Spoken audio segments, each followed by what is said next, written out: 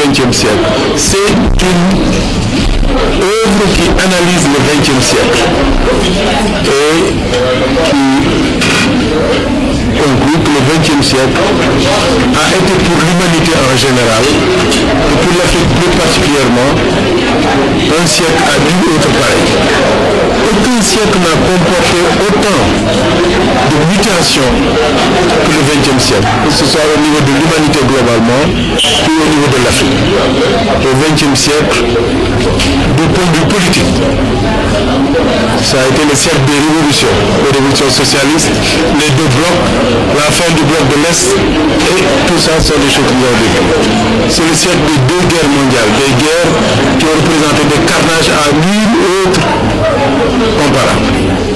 Et au-delà de cela, bien sûr, les changements, les nouvelles visions de l'avenir de l'humanité, de l'organisation sociale, avec les fortunes bonnes ou mauvaises de la doctrine de Marx, mais aussi du libéralisme, je crois que tout le monde conviendra de tout ce que ça a comporté. Mais ce n'est pas seulement au plan politique qu'il y a eu ces événements sans précédent.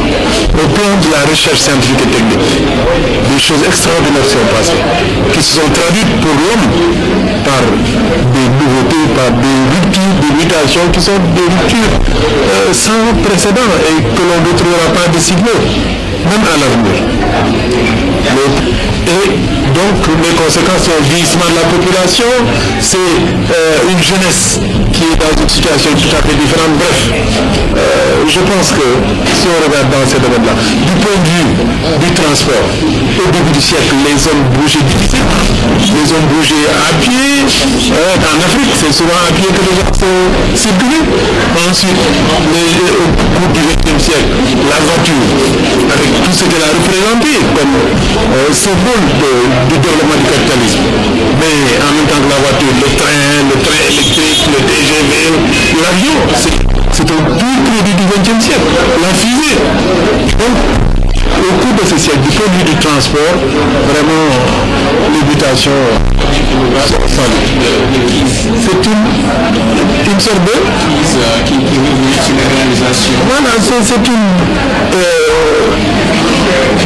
une évaluation.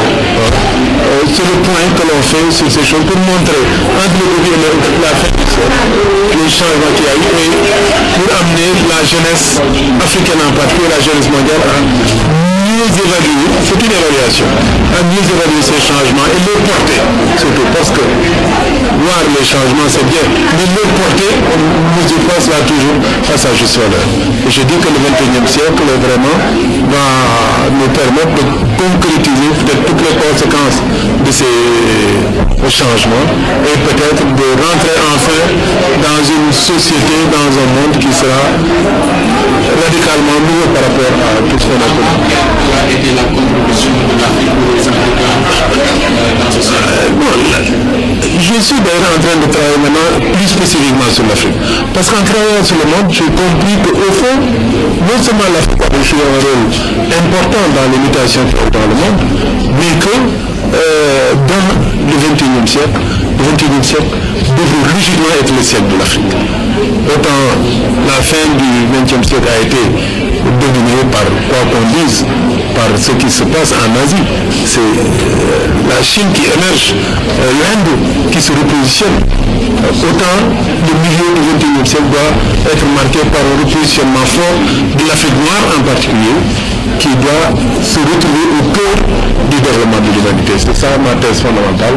Et je pense que les écrits de ces dernières années d'ailleurs vont pour l'essentiel dans ce sens. On peut dire que l'écart qu'il y a présentement avec l'exécutif et le Sébastien Savané pour savoir le plus de temps en dernière.